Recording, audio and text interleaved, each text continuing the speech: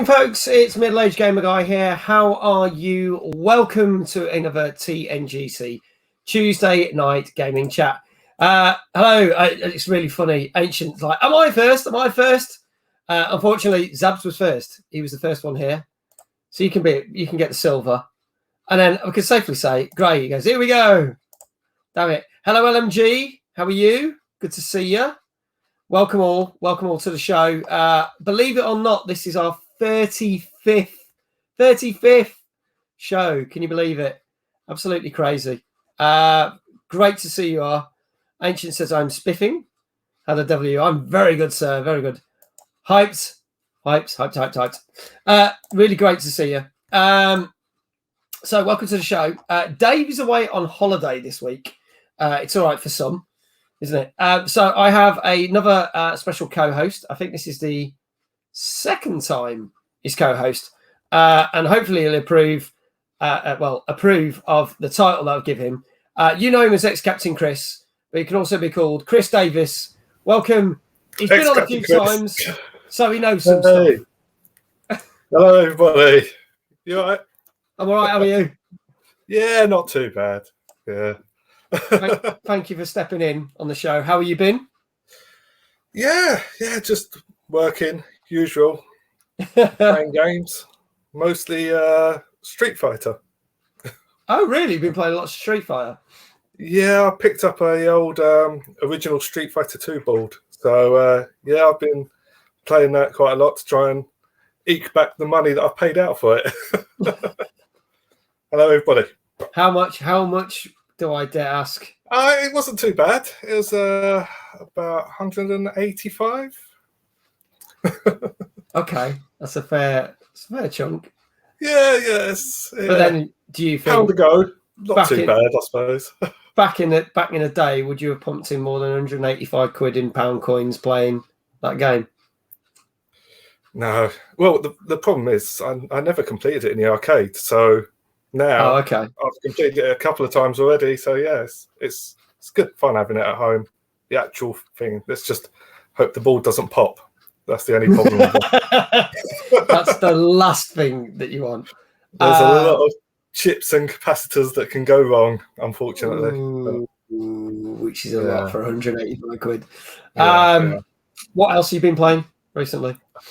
I haven't really. I've been downloading the new flight simulator.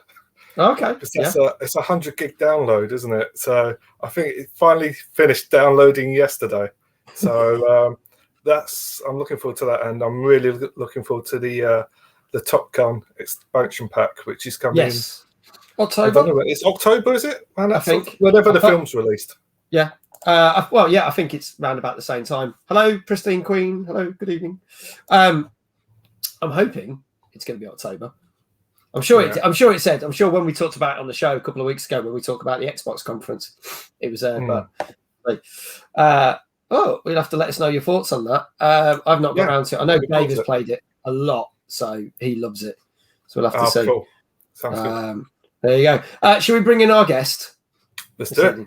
So now this is a big thing, right, for her, because this is a big face reveal. You may have seen me doing some co-streams with Diva before, playing a lot of Rainbow Six, but you've never seen her face before. So I'm going to ask the chat, is everybody ready for the big face reveal? And I can tell you, I did not pay her any money to be wearing my branded stuff, by the way. That was just purely by accident. So there you go. And she says, just hurry up. Well, that's charming, isn't it? All right. Okay, well, ladies and gentlemen, welcome our guest this week. It's Divawolf. Hi. Hey. There you go. Everyone's like, Diva. There you go. Oh, Pristine was like, I am. Wait, everyone's ready. Everyone's go, Diva. Grace's like, oh my God. Diva's human. Diva actually exists. Yes, I am real. Yeah. Welcome to the show. And that's a very nice mug you're drinking out of, and a very nice top that you're wearing. Is there a certain? Do you want to just show the camera? Just yeah. It's a Mojo top. Hooray! And she was drinking out of a Mojo mug. As am I. So there you go. Yes, Ancient, it's just true. got a glass of water. Sorry. Glass of water, and I actually paid Chris for that glass of water. Whereas I didn't pay Diva anything. That sponsored glass of water. Yes, she's not a bot. Yes, flexing on the mag mugs. Yes, I know. Get your merch here. Blah blah blah. Anyway, what have you been playing, Diva? Tell us what you've been playing the last week or so. Mostly probably Siege. Okay, still playing Rainbow Siege. Warzone with Little Panda and Ancient. Oh yeah, you've been getting into that with those guys, haven't you? Yeah. How are you finding it compared to Siege? Because you're such a big Siege player. I haven't really played Warzone, so that was kind of like my first proper like game with them guys. So it's all right, but I still prefer Siege. Okay. Did you get many kills? I have to ask in Warzone. The first game I played with Panda, I think I got 5. That's good going for Warzone. Yeah, I got 5. What? I think we're going to have to get you on PUBG next. We're going to take you through all the shooters. So I've played that, but I don't like it. Oh, you don't like it? Oh, okay, No. Fair enough. All right, I won't make you play PUBG. I'll refuse that. There you go. There you go. Ancient. Let's go. That's because me and Panda are awesome. Yes. Mag, she lies. She was taking us with her kills. In all fairness, the first game I did carry them, so. Diva was carrying you. There you go. You heard it first. Right, we're going to crack on with the show. We have got 11 new games to talk about this week, plus all the latest news. There's not what I would call any big games, but I know there's 2 that a lot of people were quite excited for. The first one we're going to talk about, which is a game that literally came out Thursday last week on PC and Xbox. I was really looking forward to this. I haven't downloaded it. I haven't tried it, but I really want to do. And that is the game, The Ascent. So we're going to play the trailer for it. Anyone who's not watched this show before, I'll explain what happens. We're going to play the trailer. Let us know your thoughts in the chat, and then we will scour the internet for all the reviews of this game and get the scores, and we give an average score. And we want the chat to guess what the score is going to be. But we're going to play the trailer, discuss the game, and then see what everyone thinks in the chat, as well as Chris's and Diva's opinion. So here we go with our first trailer for The Ascent.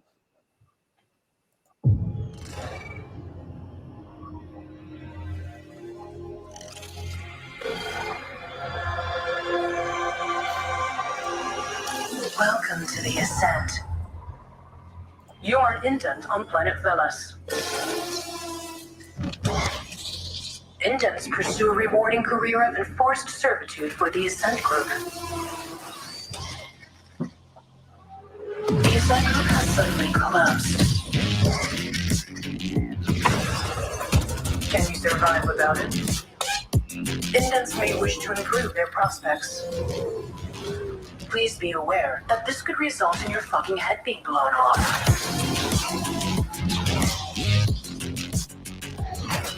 We recommend the acquisition of lethal weaponry, tactical equipment, and protective armor. You should also augment your capabilities.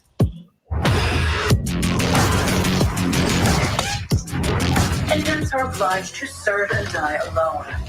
But if you have any friends, you can cooperate in online or local multiplayer. Moving up in the world is highly desirable. Many will want to keep you down. Take cover. Blow shit up. Adapt your tactics and switch up your weapons. Remember that the Ascent Group loves you. Until they don't. There you go. So that is The Ascent, which literally came out last Thursday. I was really looking forward to this. Mainly because I played another game made by the same people, which I actually streamed a couple of months ago, called Ruiner. And this has the same aesthetic feel. It's that cyberpunk kind of era. All the big sort of holographic lights, neon lights, but the place is basically just a horrible rat trap. It's just disgusting. It's filthy, but everything looks all bright and neon. But this is a bit more than Ruin is a straight up action game with a few little RPG elements. This is very heavy on RPG. However, it's not your typical turn-based combat. It's twin-stick combat. So anyone remembers games like Smash TV or anything like that, one stick moves you around, one stick fires in the directions that you're pointing it. So if you're not used to those games, it might take you a while. As you can see, you can update your player, you can augment them, and basically getting up to a standard where they just are in a big mech to take on the bad guys. I'm not going to tell you any more about the story or anything else. I'm going to hand over to Chris first, because there's been a lot of talk about this game for the last 2 years or so. Are you quite hyped for this? And are you looking forward to playing this? I'm looking forward to it. Yeah, I'm really looking forward to it. I think this would be quite a good game for us to all play as well. Friday evening. It'll be a good laugh. It's going to happen. This is going to get on the channel. Trust me. Yeah. So it does look. It's the sort of game I would play, definitely. And you said the dreaded word cyberpunk as well. But hey, maybe this is finally the cyberpunk we really wanted. So I'm definitely buy that. Yeah, you definitely go for that. Well, it's free on Game Pass. It was free on day release. I'll definitely buy it for free. Buy it for free, which is even better. Diva, are you looking forward to this, or would you give this a go? I actually have it downloaded, so I'm yet to play it. But from what my partner has said, it's actually a really good game. Okay. Did they say what they liked about it? No, he just said it's a really good game. I can't get hardly anything out of him when he's playing his game. It's just like, leave me alone, playing game. I'm busy. Yeah. I'll get back to you in a week.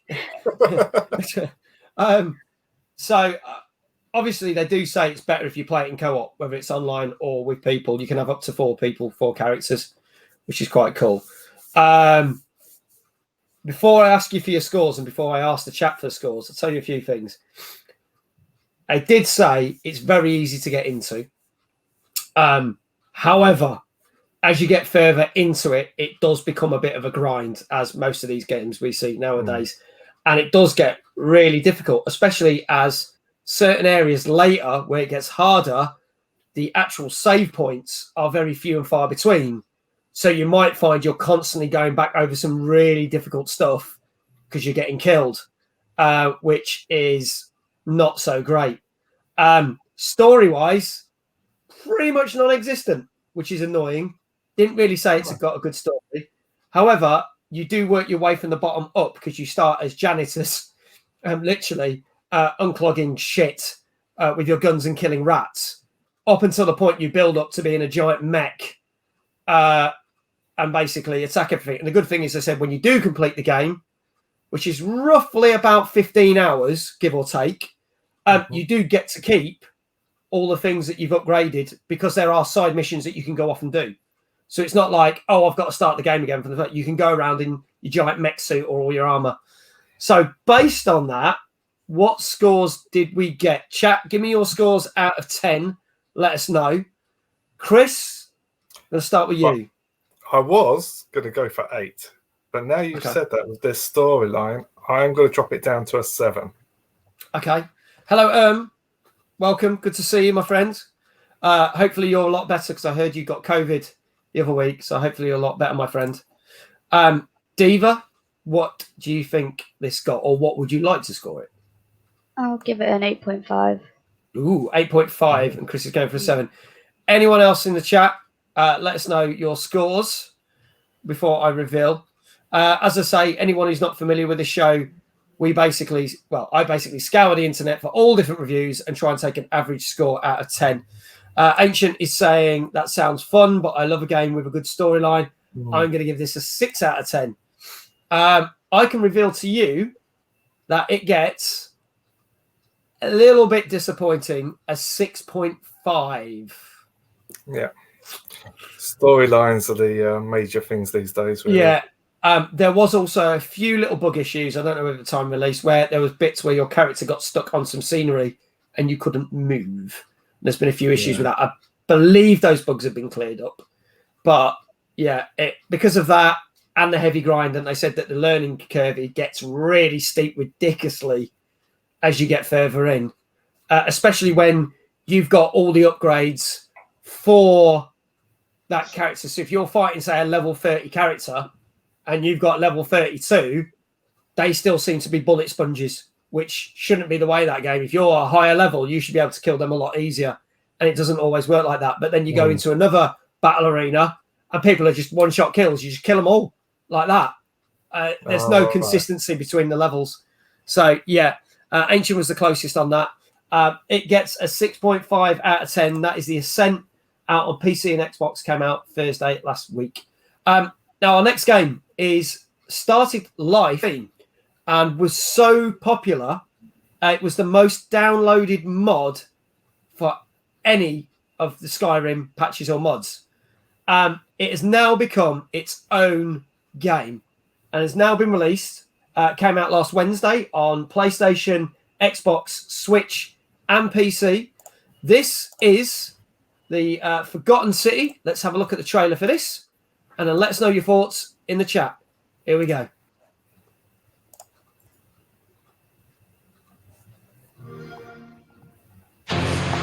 Salve, friend.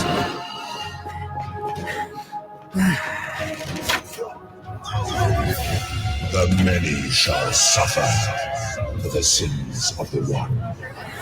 Salve, friend. Mind telling me who you are?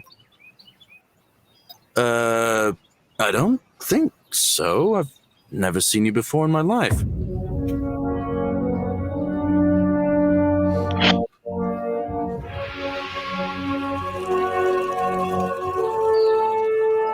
If even one person commits a sin here, every last one of us will die.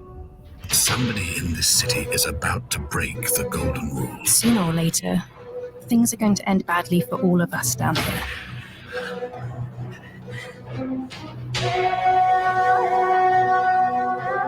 Some people say it's the creation of an all-seeing God who's watching everything we do. Either you don't know the difference between right and wrong, or this unknown God doesn't. But did you ever get the feeling some of these statues are watching us?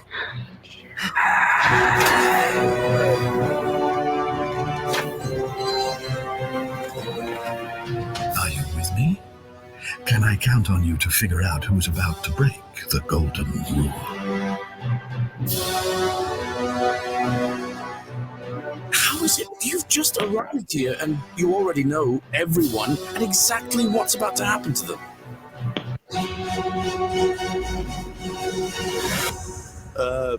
Salve, friend. I'm Galerius. I'll tell you this much. I hate the fact that my survival depends on the common sense of other people. Then you know what I'm talking about. So there you go, folks. That is the Forgotten City. As I said, it was a Skyrim mod, and it was based where you found this city under a load of caves. And yeah, people were getting turned into gold statues, and it's almost like a murder mystery. The slight difference they've done with this is obviously, one, they've upgraded all the graphics. They've changed some of the story, so you're not technically, if you played the mod, it's not going to be exactly the same, but you get the feeling of what is. The thing is, it's almost like you've got 24 hours to solve the mystery.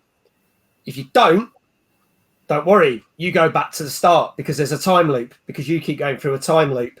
Hence why if people or characters get turned into gold or stone and you're like, shit, I needed to talk to them, you can go back and start again. Ancient says, I love everything about the Elder Scrolls, and to now find out I didn't hear about this makes me sad. I like it. I have traps first person. It looks as though it will be a long storyline, and I think I could rack up major hours on it. Going to give it a solid 9 out of 10.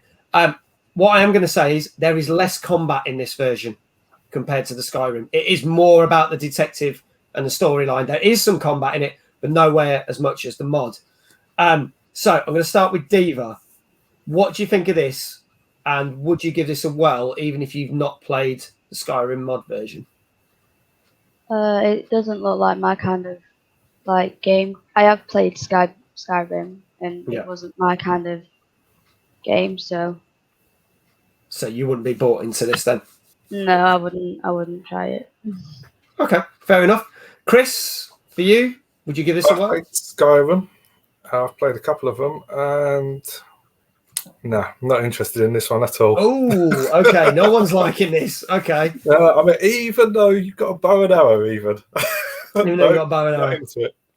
Sorry, yeah, it's just, it seems wooden to me. The whole sort of, when did you say the original one was out? 2015, the original came out. It actually feels like a bit of like, I don't know, it didn't feel like a modern game. I know that they've updated it and everything else. Yeah. I don't know, it's not my thing. Okay. It's not particularly a long game either. I don't know. I would probably try it. I've seen a couple of people play the mod of this on Skyrim, and I quite like the look of it. Whether I would play it, I don't know, but I would give this a try to see how it compares. Apparently, it's only about 10 to 12 hours long. This one, right? So it's not a huge game, but it's worth a shot. For me, I would give it a whirl. I've played Elder Scrolls Online. You've seen I've done a couple of streams of that, so I'd willing to give it a try. It wouldn't be high on my agenda. I'd actually, your Ascent is more up on my agenda, even though it doesn't score that greatly at the moment. Yeah, me too. So obviously, let's go for the scores. Ancient's going for a 9 out of 10. Diva, what would you go for? I'd give it a 7. You're going for a 7. Chris? I'm going to go for a 7.5. 7.5. Okay. Anyone else in the chat want to have a guess? I can tell you a few more things about this. Obviously, graphics have been updated. That looks good. Story looks updated. The way they've done the time warp mechanic is quite clever. That looks pretty smooth. They have changed the setting as well. So it's not actually based under a city under some caves. It was more like a bit of a Roman Empire thing, which is quite cool. But it's a city that is surrounded by big mountains and stuff. It gets it's possibly the highest scoring game of tonight. Notice I say possibly. It gets an 8.5 out of 10. They basically said, if you're looking for the action elements, you might not like it. But if you like a good detective story, you're really going to like this. And I think that's what has won a lot of people over and why it's getting a lot of good reviews. So there you go. That is The Forgotten City, out now on literally everything. Came out last Wednesday. Couple of news stories. Well, our first news story tonight. So last week on the show, we talked about the rather horrible fact that Blizzard Activision are being sued. That's not the horrible part. By the looks of things, they deserve to be sued because of the way that they are treating their female employees. Now, we talked about this last week and the fact that there was certain things that were happening. They were being sexually harassed. They were getting paid less. There was this whole thing. Now, end of last week, so literally 2 days after we did the last show, it came out that more than 1,000 employees basically walked out of the company and went on a strike because of the actions. Because Blizzard Activision put out a statement which was so, what's the best way to describe it? Generic and like, it's not our fault. It's not our problem. That they were like, no, we're not happy with this. So they had over 1,000 employees last Friday, I believe, go on a walkout. Was it Friday? Thursday last week, sorry. Go on a walkout. On top of that, they had a massive reaction from people online and streamers and people supporting them. They said that they felt that Blizzard Activision's response to the allegations and the lawsuit was just appalling. And what's interestingly enough, literally a few hours ago on Twitter, I've got it on here, once the lawsuit was finally served, Blizzard president J. Allen Brack stepped down today. So that's happened today after the company was served with a lawsuit alleging of the widespread discrimination and harassment of female employees. Mia, hello. Great to see you. Great to see you. So what are your thoughts on that? Obviously, Blizzard Activision haven't dealt with this well. Do you think the employees were right to come out of it? And what do you think Blizzard Activision should do next to sort this out? I'm going to start with you, Chris. Well, this day and age, they should know better, to be honest. I mean, come on, it's not like we're not, in the 60s again, are we? Do you know what I mean? There shouldn't be any discrimination at the workplace anymore. It's ridiculous. And what they did by walking out is the right thing to do. And the only thing that they can do is to sort out everybody's pay and start treating everybody the same. That's the only thing they can do. And they're going to have to be transparent and just tell everybody what everybody else is getting. And then they have to do it across the board, and everybody get the same, whether you're male or female. How do you think? How about the sexual harassment and other things? Like we talked about last week on the show that the fact they were actually encouraging some of the guys basically to come to work pissed up and basically fuck around, and that they were harassing the ladies there. I mean, if it's really bad, then they're gonna have to get the law involved. Unfortunately, aren't they? I mean, I know it's not good for the games company, but who cares about the games company at the moment? It's the people that are being affected by this, and it can mess up their lives, and it's not right. And as I said, especially this day and age, they're going to get their just desserts hopefully now. Yeah. Diva, obviously. We've heard other things about companies. Obviously, we had the whole thing with CD Projekt Red basically driving their employees into the ground, working all hours just to try and get a game out, which still isn't finished. And now this from a company that's been around for donkey's years. Activision's been around since the 80s, famous for putting out Call of Duty games. Obviously, Blizzard is part of it. World of Warcraft's a big franchise. Do you think this is going to have a massive impact on them? Probably, because obviously they've walked out and everything. It's just gonna cause a lot of issues. Do you think they should do more of these walkouts until they get what they want? Yeah, because they've technically done the right thing. If they're getting sexually harassed, the best thing they can do is just walk away, and they need to sort it out really, and apologize and everything else. So I'm gonna do my mag rant as I always do. Last week, I'm gonna say this again. Shame on you, Blizzard Activision, for letting this happen in the first place, and then basically trying to sweep it under the rug. It's not acceptable. It's not done. And just as much as I hate CD Projekt Red, fuck you, Blizzard Activision, for basically again, after acknowledging you got the lawsuit, basically putting out a statement which basically says, "Well, it wasn't our fault." Fuck you. Seriously, sort it out. We're in the 2000s now. People needed to be treated with respect and that, and you can't just go, "Oh, well, the men are okay and the women are okay." It's not on. So I don't play World of Warcraft. I don't really play Call of Duty. So do you know what? I hope you fucking get sued for millions because you lot deserve it, and you need to treat your staff better. And if you can't treat your staff better, your staff need to go elsewhere to places where they will be treated better. Mag rant over. There you go. It sickens me, frankly. It is ridiculous, as I said. This day and age, it's not on really. I mean, and also you'd think by what you see in the newspapers and everything else, they would think to themselves, "Oh, there's a little bit of, we're not very equal here. We need to sort this out." And it's not good enough. We also talked last week about the fact that what game was it? Oh crap! I'm gonna have to look at my notes. Sorry, last week. It was it last week or the week before? 2 weeks ago. The Ghostwire Tokyo. That studio actually said, "Look, we're not pushing the staff. We want the staff to be well. We want to look after the staff. So we're delaying this game. We want to make sure they're safe and well." And I think more companies need to do that. That's been going on for years, though. I mean, ever since game making has been around, you always hear guys doing, even in the Commodore 64 days, where they'd work a week straight without sleeping and stuff. It's in the industry, unfortunately. It's not good. I'm not saying it's okay. I'm just saying that's. Yeah, no, I get that that's what had happened, but obviously times have changed, as you said, so things need to be better than that. So basically, my response is sort it out, Blizzard Activision, or go fuck yourselves.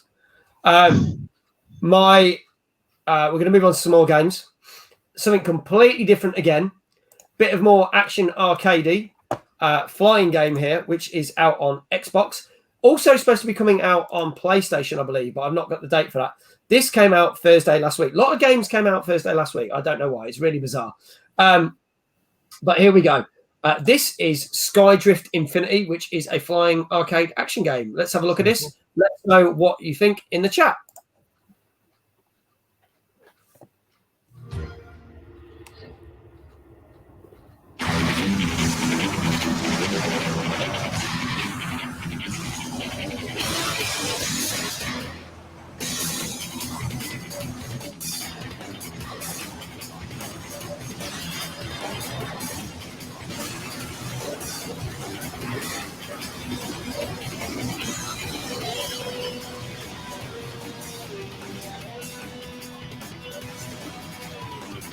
Elimination starting. Overtake someone to survive.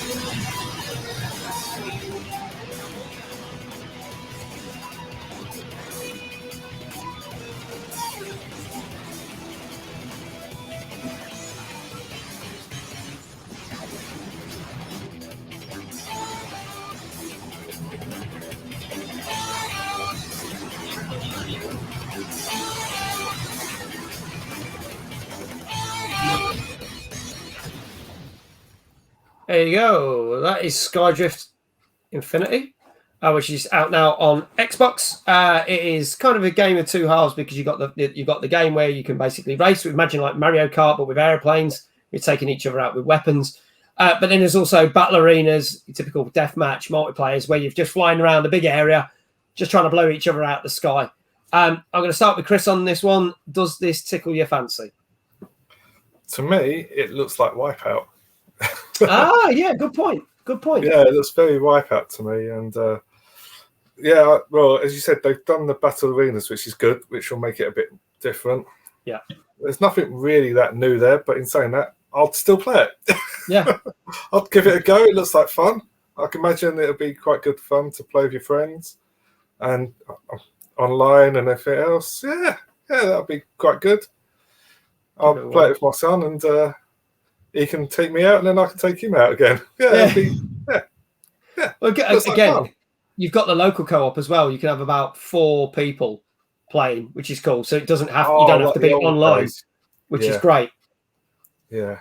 Except for in the old days, we used to have little tiny CRTs, where now we've got massive, great TVs. So at least you've got a good portion of screen. Anything space is my jam. The fact that we have cross futuristic fighter jets racing is just brilliant. This sounds just brilliant. The music sounds awesome. I could listen to it all day. I feel like I could get lost in this game. I would super enjoy it. I'm going to give it an 8.5. Skyhawk, hello. Welcome. Good to see you. Yeah, that's why it reminded me of a Wipeout with the music and everything. Yeah. So, yeah. All sort of the action. That should be good. It looks pretty decent. Diva, your thoughts on this? Do you like the look of this? Would you give this a go? It does look good, but it's not my kind of game because I can't fly for. I struggle flying like a helicopter or a jet on GTA, so I don't think I'll be able to fly that. Would you give it a whirl though to see if you're any good at it? I'd give it a go, yeah. It might be something we pick up. I don't know whether we'll play it on the channel, but it might be something we could do, especially if you can have numerous people on it doing it, flying around the arena. Yeah, that'd be quite good. Because that doesn't really matter if you're flying upside down, left, right, whatever direction. Trying to get people. Should be good. What scores do you think this got? Ancient's already said he would give it an 8.5 out of 10. Skyhawk, I'm doing very well. Sure, Chris. They will say how they're doing. I'm going to go for 8, I think. I'm going to go for an 8. Any particular reasons? Because I thought it looked quite good. All right, fair enough. Fair enough. And Diva, what do you reckon? I'll give it an 8.5. Ooh, going for an 8.5. I could tell you then, it got a 7 out of 10. Ooh. So it's good fun. Graphics need a little bit of polishing. Did say that it was a little bit clippy sometimes, but generally is good fun. Probably won't last you a long time, though. It's kind of those games that it's better playing with friends. If you're playing it single, you probably won't play it much, but other playing online. So it's kind of one of those games that will probably serve its purpose for amount of time. So hence why it gets a 7 out of 10. There you go. Our next game, again, something very different. Imagine Dark Souls, which basically is a really punishing game, but from a top-down kind of perspective. And this is what you get with this game. This next game is called Eldest Souls. Let's have a look at the trailer, see what you think. Here we go. In a final act of vengeance, the old gods have unleashed a great desolation upon the world. Mankind is fading, with but a glimmer of hope. Heavy is the burden that lies on one lone warrior, and his great sword of the purest obsidian. Explore an ancient kingdom. Master ferocious combat. Confront the calamitous gods. Acquire powers beyond mortal comprehension. Encounter a cast of intriguing characters. Carve your own path to victory. Slay them all!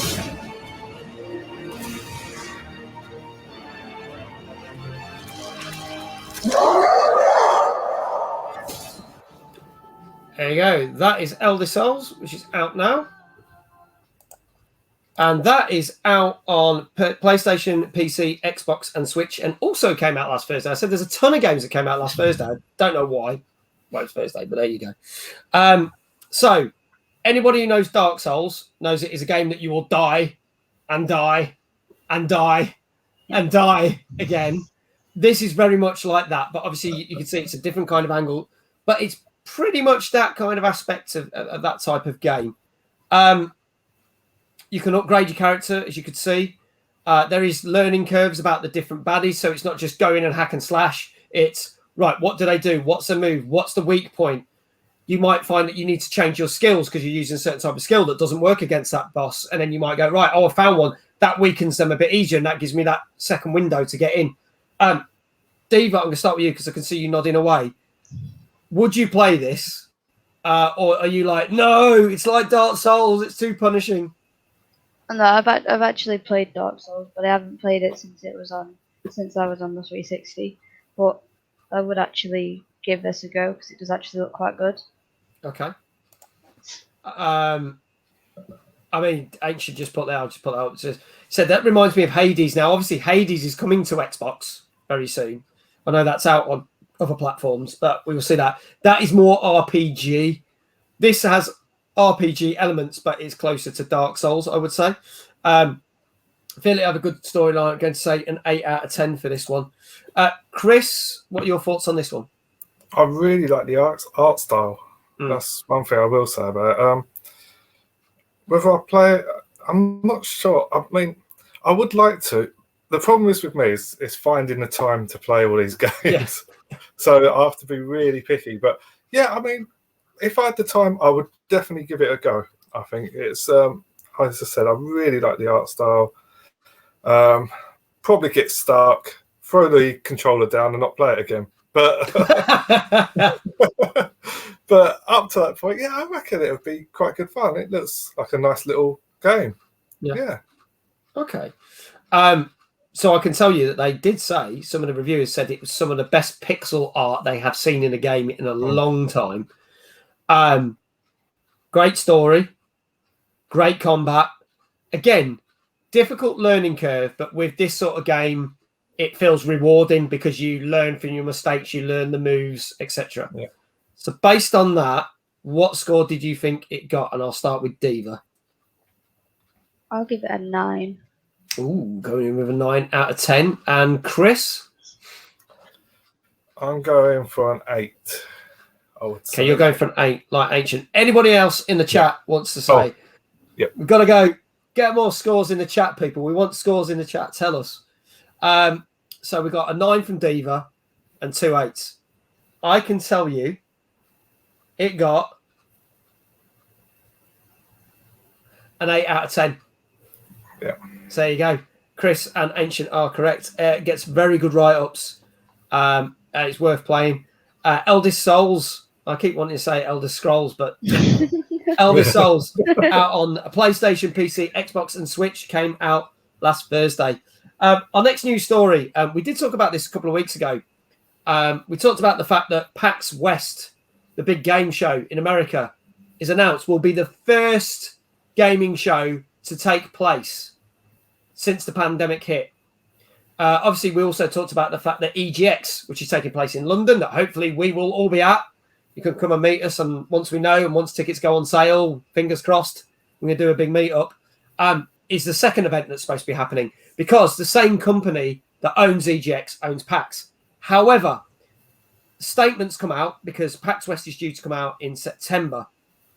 And it's basically stated in America, bearing in mind this is America, that the only way you can attend this event is if you have been fully vaccinated and can prove it.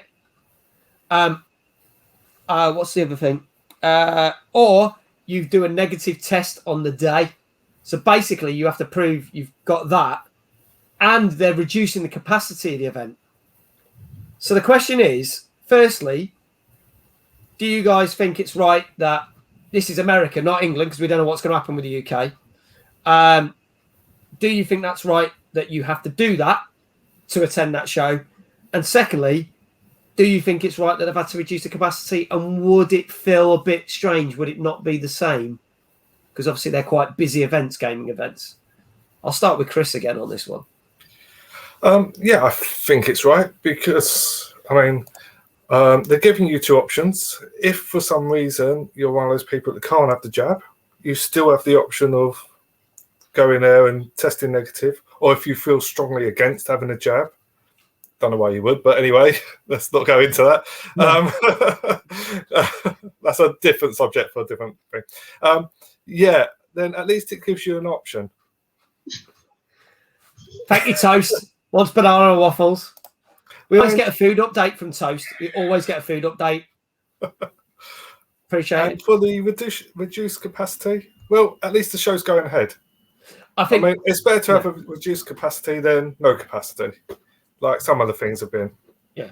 Another good thing about reduced capacity, as you know, because me and Chris have been to EGX, not going to have to queue so long to wait to play some games. Exactly. You'll be loving it. Every day's like a Friday.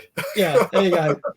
And she says, yeah, I think it's fair enough. It's all about keeping people alive. Yeah, exactly. It's just good to have the show.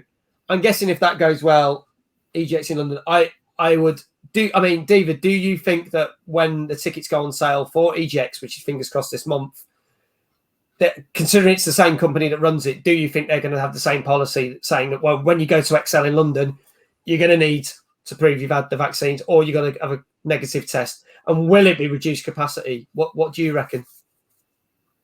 You'd think so, wouldn't you, with everyone else doing it, just trying to keep everyone's safety like priority. And obviously, like Chris said, it's better to have increased capacity than not have anything at all. It's true. I've missed my gaming shows, and I'll be wounded if this doesn't happen. I really want to go to this, and as I said, soon as information's out there, I mean, Ancient's already said, tickets are going on sale this month. I keep track of the website. We're going to arrange something to meet a load of people. I know Ancient's going. I think Ancient, am I right in thinking you're going to go for all 4 days?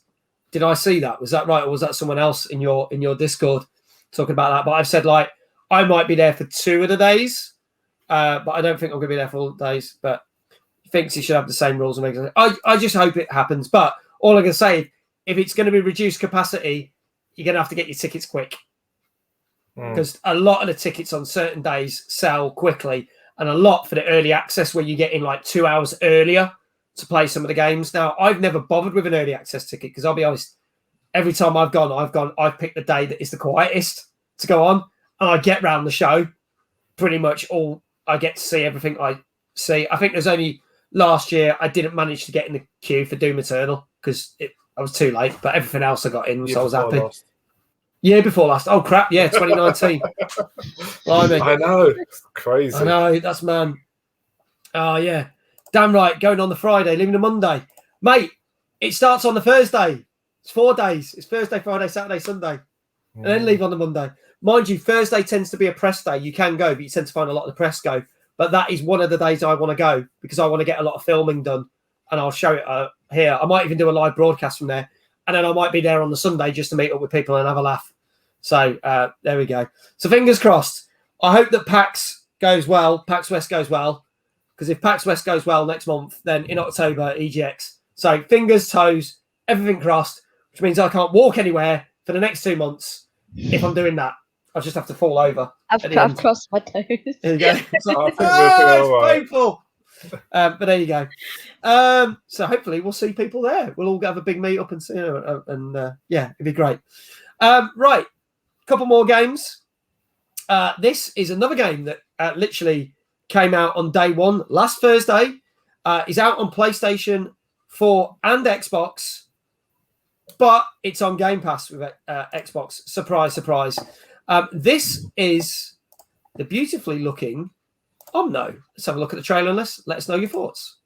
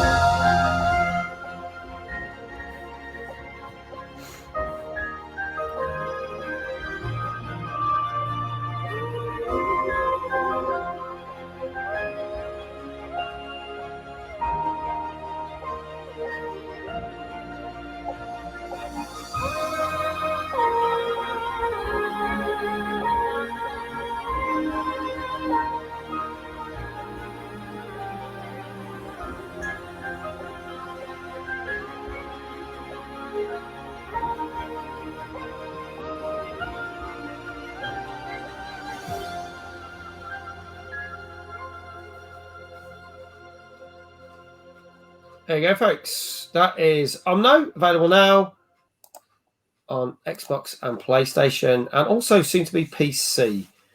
Beautiful looking game. I don't know much about this. I'll be honest. This is one game that I don't really know much. I've just seen a few clips. It reminds me of some other games. There's one, and the name escapes me, but where you wake up on a desert island and you wear a little red cape and you're following a fox. And the whole story is about you. I was trying to think of the name of that. I can't remember the name of that. And it's a brilliant game. Yeah. And it really gives me, see now, Ancient's Port. Oh, this just reminds me of that game called Journey and Absol. I love those games, so calming and relaxing. Some puzzle work to them. I've got to get this right now. Going to say a 9 out of 10. It's a wizard. Yeah, I'm trying to remember the name of the game. It'll come back to me. But it's really good. Really sad game. But I get that vibe from this. Chris, again, starting with you. Okay. What do you think about this one? Yeah, it looks really nice, doesn't it? It looks really pretty. It's also got that sort of a Zelda-y Breath of the Wild sort of look of the puzzles, and yeah, I really like it. I'd definitely give it a go. I imagine Dave would really like this one, actually. I think Dave would like this. Yeah, really go. Definitely make sure you tell him about this one because he'll go for that, I reckon. But yeah, yeah, I'll give it a go. Yeah, definitely. And as you said before, it's a pretty looking game, isn't it? Yeah. Diva, would you give this a try? Do you like those sort of games where it's kind of open and you've got to figure out the puzzles and just wander around and see what happens? Do you like stuff like that? I do like my puzzle games, so I definitely will give this a go. Yeah, I do like puzzle games. Rhyme. That's the name of that game. That's it, yeah, Rhyme. Rhyme. Yeah. Anyone's not played Rhyme, check it out. It's a beautiful but heartbreaking game. But go for it. Yeah. What attracted you this Diva? What did you like the graphics on it? Because obviously Ancient's going about how colourful it is. It's like the creatures, they're like mythical, like fairy tale creatures, and I like games like that. So, Is that? Would you say? I know, because you like your shooters, but would you say? Would you? Is that kind of your two main games that you would lean to? That sort of style, and from that, bit more calming and peaceful from shooting people and some blowing smacking hammers through walls to try and get them to the bomb. That's for Sunday. That one. Awesome. Ancient Shadow, thank you so much. You have just gifted a tier 1 sub to Skyhawk.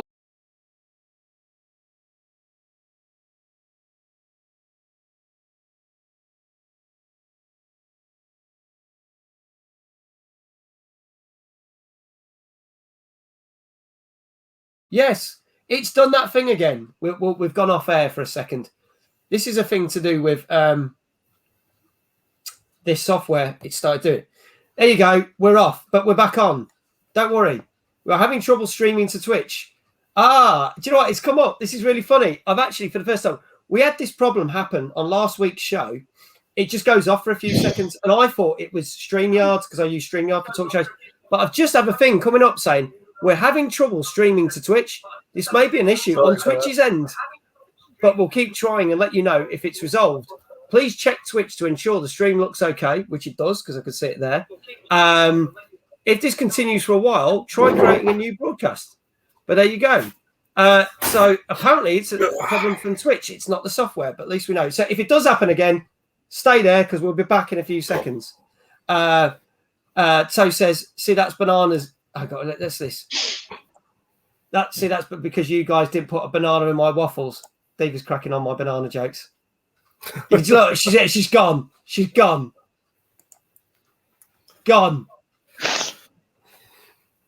Gone. Absolutely gone. You got her, Toast. You got her. Don't worry. We're back. If we go off air, we'll be back. It seems to be a software issue, not us. It's not actually me for a change. I'm not ballsing it up. Diva loves a good banana joke, says Ancient. And then Toast says, good night, Diva. Oh, don't say good night. Say all night. Got more banana jokes. Toast, it'll be here all week. But there you go. Sorry, bad joke. It's like a comedian thing. There we go. Our next game, something again completely different, but going very, very retro. Going back to the days of the NES. Woo, woo. Yeah, one person there. Woo, yeah. Just me. Just me, yeah. Oh, damn. I never played this original one, but this is the third one. They've remastered all three, and the third one came out last Thursday. What is it with all these games coming out last Thursday? That's a popular day. Popular day for games just this 1 week. This is Blaster Master 03. I apologise because this might be the cheesiest trailer we've got tonight. Let's have a look at it. Here we go.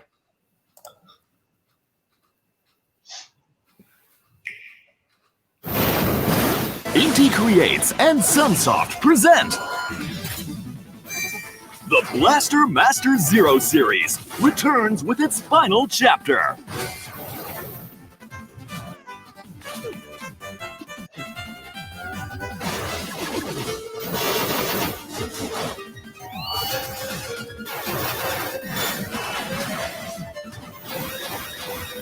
Mysterious dimensional ruptures are beginning to appear all throughout the planet Sophia.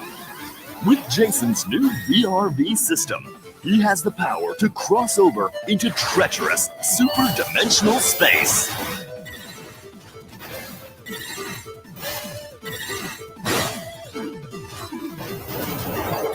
Boot up the VRV system and set off to find your missing partner, Eve. The fates of Jason, Eve, and the planet Sophia all revolve around the mutant scourge. But now, an interdimensional reversal of fate is beginning. The pinnacle of mutant blasting action is here. Blaster Master 03. Available July 29th, 2021. Well, there you have it. The new combination game that was on the NES and now talking like that, which I find really freaking annoying. Blaster Master 03. Basically, the third one in a trilogy. A game on those. This is actually out on not only just Nintendo Switch, which you saw there, but on PC, Xbox One, and PlayStation 4. I remember Blaster Master, but I never played them. But there's always two sort of styles. There's the fact that you're in your little tank stroke car spaceship thing because it flies as well. And then there was the bits where you got out that and it went hacking away, attacking, which looked quite good. But I never played any of these. Diva, it pains me to say this, but you would have never been born when these originally came out. So I can't say, do you remember the originals? What I would say is, would you try a retro game like this? I mean, Toe says, I just love the retro sounds. Would you give a retro game a go? It's not my kind of game.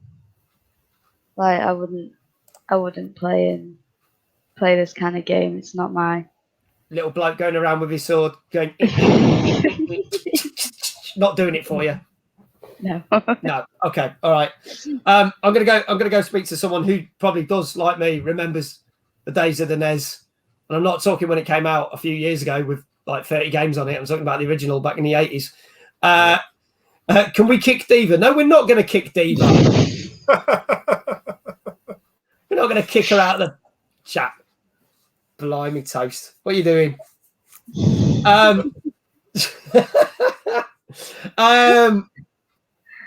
you remember the Blaster Master games? Did you ever play any of them?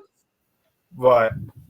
Just through that door is 250 Nintendo games for the original Nintendo. So, yes, I've got Blaster Master. Okay. And, yeah, I'm looking forward to it, funny enough. But, yes, I can totally understand why the new generations wouldn't really find it interesting. And I totally get that.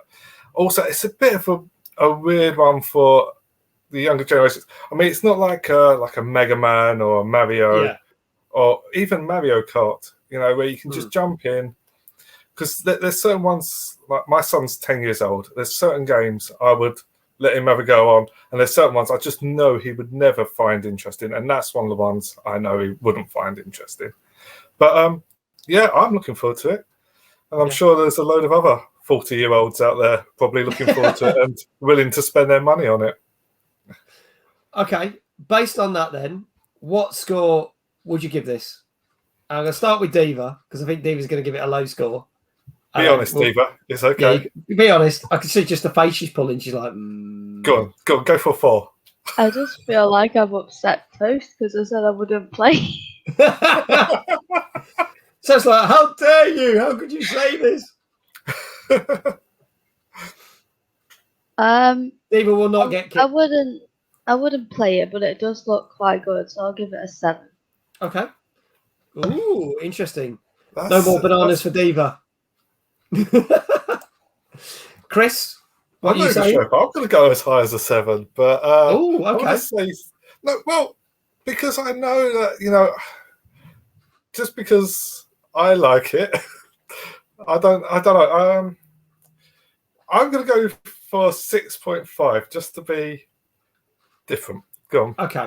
All right. Okay. I mean, what other scores have we got? Chat, give us some scores. Tell us what you think. Ancient was going between a 9 from you now. Ancient was saying personally an 8 out of 10, but I think it might get a 7 out of 10.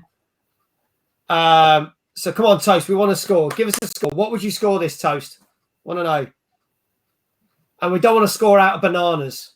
We want to score out of 10. 9 bananas out of 10 bananas. Yes, 9 out of 10 bananas. You watch. We're not going to get a score now. We're not going to get a score. All right, now I've said that. Okay. All right. I could tell you that in Toast's eyes, Diva may have redeemed herself because Diva said 7 out of 10 and it got 7 out of 10. Yay! See now, Toast. Oh, Toast, come in. Oh, 5. I'll give it a 5 out of 10, even though I like the retro vibe. Honestly, it takes so much work to make games nowadays. And retro games are just like a snap with fingers if we compare it to new games. You must be fucking patient. Goes like, I'll give you explanation afterwards. Yeah. He's like, I'm typing. Hello, Paulie Newton. Hello. Paulie says, I can see Diva. There you go. Well, Blaster Master 03 gets a 7 out of 10. Came out last Thursday. PlayStation 4, Xbox One, PC, and Switch. Our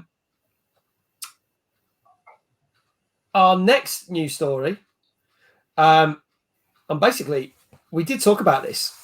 PlayStation and Xbox are probably the best-selling consoles of their generations. Now, the reason I'm saying that is the Xbox Series X has officially been announced as the fastest-selling Xbox of Xbox history. Oh, right. So, Series X has basically cleaned up. It's beaten the original Xbox, the 360, the Xbox One. On the other hand, the PlayStation 5 has literally sold a record amount of units. Now, whether those units have gone to scalpers, we don't know. And is that pre-sold or is it actually sold? It's actually sold, right? Yeah. Which means it has actually surpassed the PlayStation 2.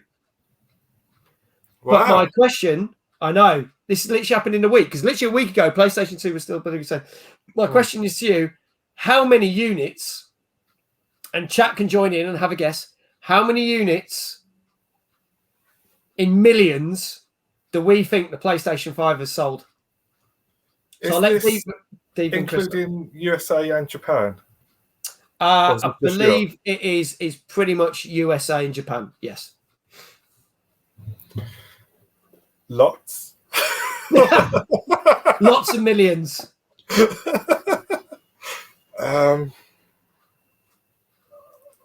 Nice one, Toast. Dude, watch it on catch up. I'm not going to recap the last hour for you. I'll recap the scores at the end, mate, but I ain't going to do that. Good to see you, Wardy. And yet there's so many people. 55 million. How many? 55 million. 55 million. Okay. I'm just saying. Just random. Diva? I'll go 65. I'll go 65. You lot. It's going to be like 100 odd. You're going to be disappointed with this. Anybody else in the chat want to have a guess? How many million PlayStation 5s have been sold so far? It has made it the fastest. Sorry, I should have reframed that. It's probably not the biggest selling console of all time, the fastest selling console of all time. Sorry, I said biggest selling. I've corrected myself there. Oh, Ancient is going to say about 8 million. And he's saying, oh, or you're going for 10 million. Can't make up his mind. Wardy's going for 10 million. Ancient's going for 9 million. He's going in half. Skyhook. Are we talking millions? Good. Yes, we are talking millions, Toast. We are talking millions. I could tell you. Go on. 10 million. Oh, I was out by quite a bit then. Yeah. Yeah, we both were. Sorry.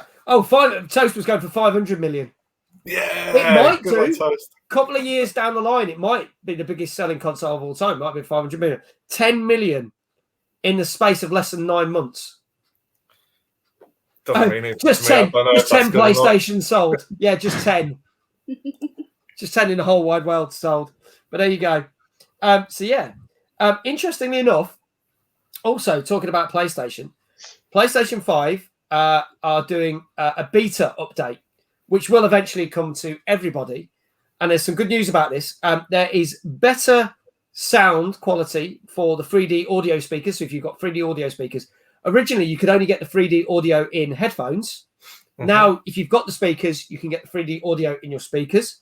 There is a brand new trophy tracker that's coming to PS5, which basically means if there's 5 trophies, which are the equivalent of achievements on Xbox, that you really want to do, you can set the targets on 5 different games or 5 on one game or whatever you want to do. And it's almost like a to-do list, and it will help you track what you need to do to get those trophies.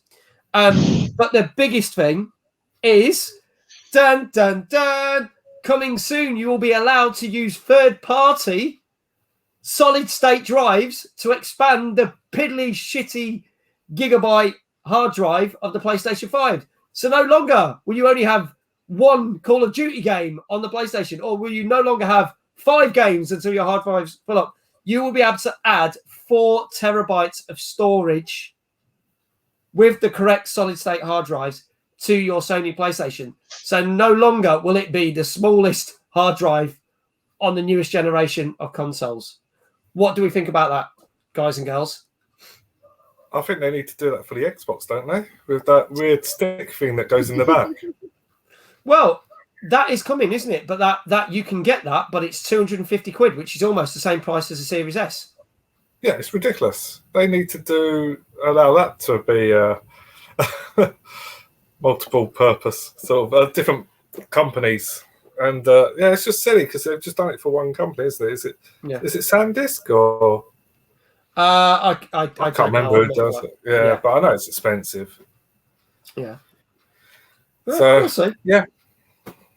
Diva, you're an Xbox person, so you're probably not too fussed about PlayStation. But are you quite happy to hear that the Xbox Series X is like technically the best-selling Xbox ever, fastest-selling Xbox ever? Yep. I prefer Xbox over PlayStation. Woohoo! I mean, I know my partner's watching the stream, and I'm sorry to say this, but PlayStation is absolute garbage. Hey! I am sorry. I prefer Xbox. Viva la Xbox! No, I try and be fair. I try and be fair on the show. Oh, see, you're right. Don't get me wrong though. When I do go and see him, I do play on his PlayStation. So, but I do prefer Xbox over PlayStation. Wardy's like, shh, no, it's not. I prefer PlayStation. And he's like, right, now we can finally kick Diva for saying that. Yeah, just use an external with a PS. You can. Xbox B's putting in the bin. Wardy, I used to like you. I used to. Xbox all the way. Yes, I play both, but I've had no end of problems with my PS4. Oh, interesting. Okay. So we'll see. Horses for courses. I tried to be fair. I am very much an Xbox fanboy, but I tried to be fair with stuff. But there's more PlayStation news this week than there is Xbox. That's why I try and cover all things. If I was really that swayed on Xbox, my whole show would be about Xbox and no Switch, no PC. No one gives a fuck about Stadia, so let's not go on about that. But there you go. And the final bit of PlayStation news, and this is a bit of bad news for all those PlayStation fans that were waiting for Horizon Forbidden West. Sorry, folks, it's not coming out this year. It's been announced. It has been delayed. Another big game for PlayStation has been delayed until 2022. And there is no release date for it. It has just been shelved into 2022. So December 2022. Yeah, probably. December 2022, knowing our luck. So if you are looking forward to Horizon Forbidden West, the sequel to Horizon Forbidden Dawn, you're going to have to wait a while, folks. You're going to have to wait a while. Ancient's like, no! I am very sorry. But Microsoft Security did me. Oh, that's interesting. I've never had a problem with that. See, I don't care. I just like PS because it came out first. I'm kind of used to it. I could tell you now, being an Xbox fanboy, I still think the PlayStation 2 is one of the best consoles that was ever done. I still have my PlayStation 2 somewhere in my room. PlayStation 2 was awesome. Absolutely way better awesome. than the original Xbox. Yeah, way better than the original Xbox. I've never even bothered the with an Xbox 360 came out, and then that was way better than the PlayStation 3. Yeah, it's better than PlayStation 3. And in my honest opinion, PlayStation 4 absolutely kicked Xbox One's ass. It literally, Xbox One had no ass left from the amount of kickings PlayStation 4 gave it. Whereas I have very different views on the Series X to PS5. I do think at the moment Series X is inching away up there better than PS5. But I get the feeling that PS5 might sneak it back over the next couple of years. But we'll see. But there you go. Prince of Persia for PlayStation 2. Awesome game. Awesome game. Well, yeah. I love the 360, my favourite console. I've still got my 360. So, okay. But there you go, folks. Right, more games to talk about. Talking about PlayStation, here's a game that's out on PlayStation VR. When I say it's a game, it's probably more of an experience. Check out this next trailer. This is the trailer for Winds and Leaves on PlayStation VR. Here we go.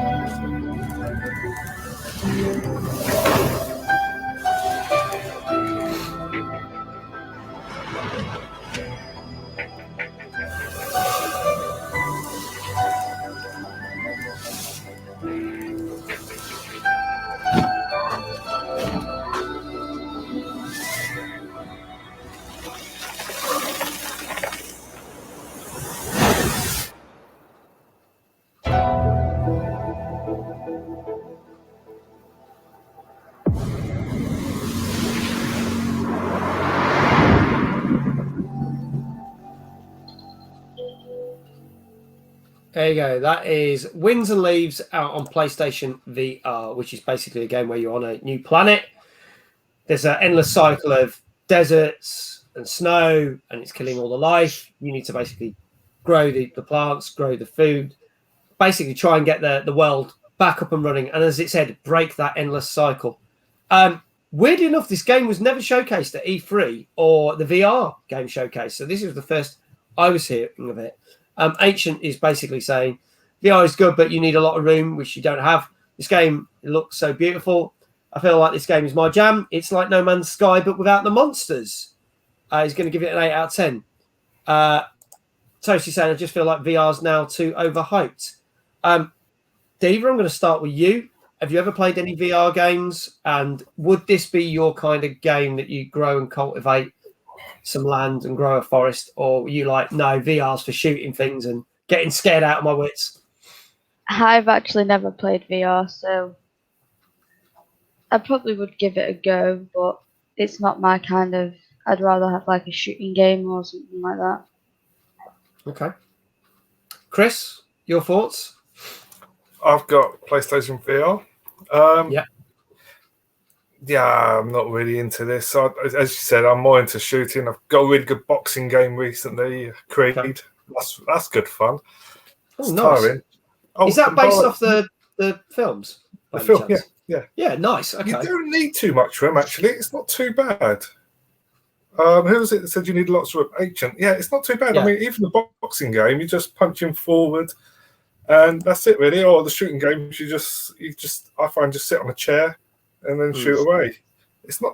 Yeah, you don't have to have too much room. Yeah. I wouldn't really.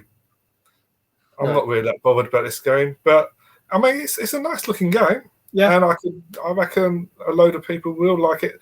There's not much out there like this, so it's good that they're doing games for other people rather than just shooting games and driving games that make me feel sick. Which is true. A lot of people saying VR makes me sick or gives me headaches, make me feel dizzy. Angie says I have a very tiny room. Very tiny room. Okay, banging into walls. Like, my head. You don't want to punch the screen. Oh. No, do that. Right, go forward. Oh shit! There goes another monitor. Yeah. But yeah, a lot of people are saying does remind me of No Man's Sky. That's come up a couple of times, and I totally agree with all of you. Yeah. Definitely reminds me of No Man's Sky. What do we think this got out of 10? Chat, let us know your scores now. Get it in the chat. Ancient's already said an 8 out of 10. Diva, I'm going to start with you. What would you give this? I'd give it an 8.5 because I've actually started playing No Man's Sky, so I would give it an 8.5. Okay, you think it's going to go a point. Wardy's coming in with a 7.5. Chris?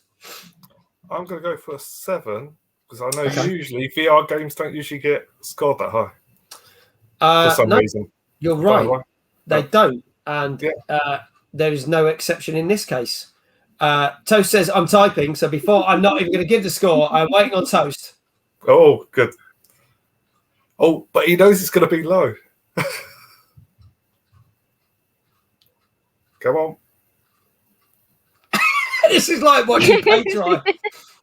Like, get the scores up. You know we've only got 2 hours to do the show. So this show's going on till 4 o'clock in the morning. Sky says I'd give it a 9. Like it's as good potential. Right, cool, toast, awesome. 6 out of 10 because I think VR is just overhyped and the games are rushed. The game industry, VRs would stop with a moment and develop more like technology and games generally. It would be amazing. And she's like 1 banana, 2 banana, 3 banana, 4. Toast, you're absolutely right. It gets a 6 out of 10. Yeah, got a 6 out of 10. Doesn't surprise me. Most of the VR games are so short, they don't really.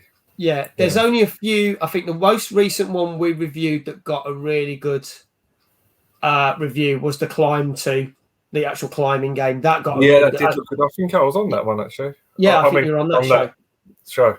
Yeah. Either you're on that show when we reviewed it, or you're on the show when we talked about a load of VR games that were showcased. I can't remember because I know we discussed that game a couple of times, but yeah, it looked great. So there you go. That's that.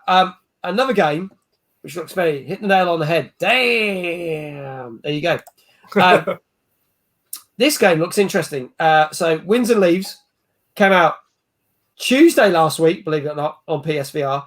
This next game is out on Nintendo Switch. Surprise, which day did it came out on? Last Thursday, like every other blooming game.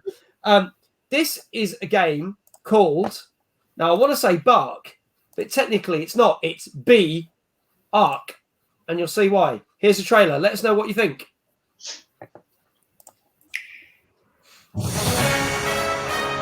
This just in. New study proves increased water intake creates handsome and intelligent beings. Studies also find these disgusting creatures are limited to slobbering. Mayday! Mayday! Can anyone hear me? We're under attack. Earth has been completely overrun. Hurry!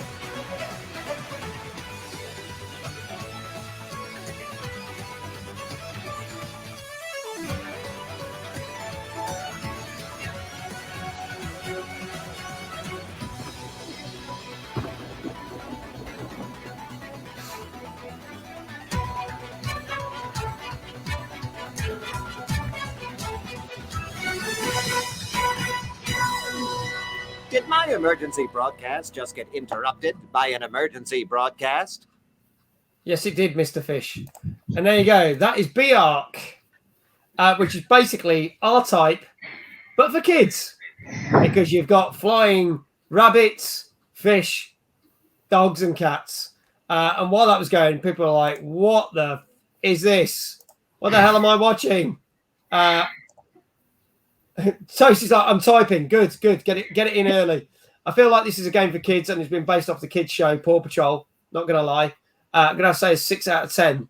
Wardy's like, wow, what did I just watch? My retinas! Chris, I'm going to start with you on this one. My eyes! There you go. I knew that was coming. I want more of the fish in a suit. That's the best bit. That's not even in the game. We want that. We want the talking fish. I like the talking fish. Bring the talking fish back. I think there should be a game with a talking fish where you're running a news channel and all the fish, you've got to get the cameras up, you've got to get the right news stories out, cut to the weather.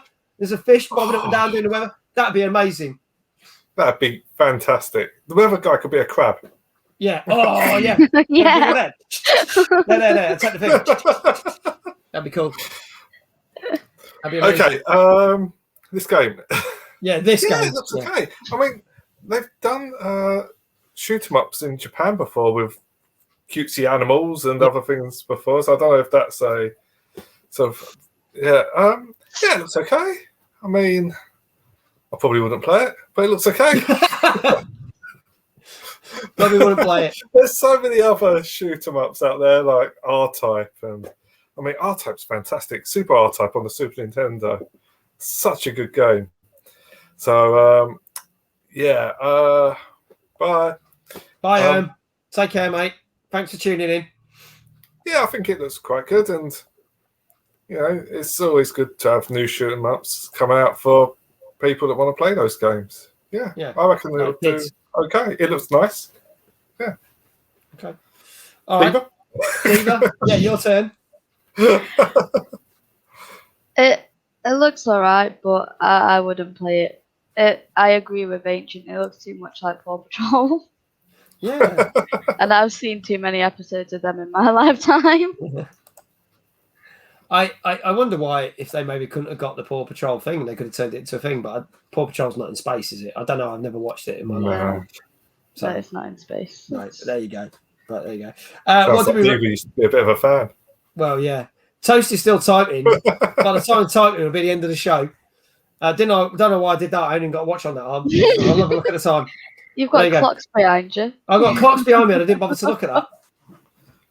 And the London one stopped. The batteries are run out. Oh, no. It says it's 9:15, which we're only 15 minutes into the show. No, not more. Not more. We've got only another hour and 45 to go. There are, man. Toast is going. After all that, Toast just put 2 out of 10 trash. That's harsh. 2 out of 10. Scores, Diva and Chris. Diva, you can go first. I'll be generous. I'll give it a 6. Okay, Chris. I'm going for 7. I think I went for 7 other than the first one now. Yeah. Okay. Well, it seems that not only most games came out on Thursday the 29th, but most games did get 7s, because this came out on Thursday the 29th and it got a 7 out of 10. Yep. There you go. Wardy says we'll get a 7. It's a perfectly good... check your clocks. You're not helping my OCD. Dude, I'm not going to get up halfway through the thing and change batteries in the clock. You'll have to wait until the next thing. But there you go. Toast is like, that's bullshit. There you go. It is more geared at kids. They will love it, but it's a perfectly decent shooter. If you're a more experienced side-scrolling shooter player, you're probably not going to touch it. But there you go. So that is Bark, or B-Ark, out on Nintendo Switch. Came out last Thursday. More news. Now, if you can think back 2 months ago, when I did a ridiculous amount of E3 coverage, one of my highlights, and there wasn't much, I'm going to say, that was a highlight of doing all that E3 coverage. One of my highlights was the actual 20-minute showcase for the new handheld console, the Playdate. So, which is kid you not, a little yellow console, which looks a bit like a Game Boy, which comes up with a wind-up crank, and it is a LCD black and white screen. It's like an old school gaming, when you used to have Game & Watches games, black and white screen. People are going to go, why the frig would I want a yellow thing with a wind-up crank? Well, the deal is, when you get it, you get so many new games every month delivered to you on the little console. So you just get loads of free games. And the first couple of games that have come out have been quite successful. People have got the test run now. Here's the question. The Playdate costs $179. Right? They announced that when we watched the E3 coverage.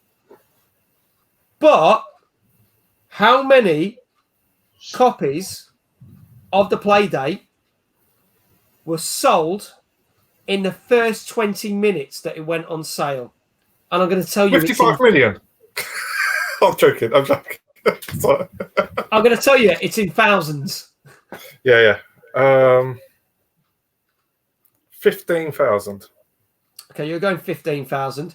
Toast is going for 10,000. And Toast, seriously, if you want to be on the show and you want to be a guest, let me know. We are booking guests for back end of August and into September. Toast is going with 10,000. Diva? I'll say 25. 25. Wardy's going for 7. Skyhawk's going for 2,500. I can tell you the Playdate sold 20,000 in 20 minutes. That's good. Right. If anyone doesn't know what that is, if you want to go on my Facebook page, I literally put the video up for catch up in YouTube, and it's literally about 5-6 posts down. It's literally a 20-minute video of me giving my thoughts on it. I think it's really cool. It has been given a lot of slack about certain things. People saying, "Oh, it's a hipster," but I think it's really cool retro thing. And you use the crank not to crank up the thing, but it's used as a control on some of the games. It's almost like using a thumbstick, which is really cool idea. So go check it out. It's on my YouTube page. It's still on catch up on Twitch. Have a look. E3 2021 coverage. The play date. It's literally a 15-minute video, and it was probably seriously one of my highlights of E3 because most of E3 was just complete dog shit. So there you go. So go check it out. We've got another 2 games we're going to talk about. Well, in fact, we might do another 3 games, and then we'll talk about some other new stuff. This game is another game that's out on the Switch, but this actually came out Wednesday last week. Hey! The game that came out on a different day. Hurrah! Let's check this one out. This is the game Unbound Worlds Apart, which came out on Switch last Wednesday. Let's check out the trailer. Here goes.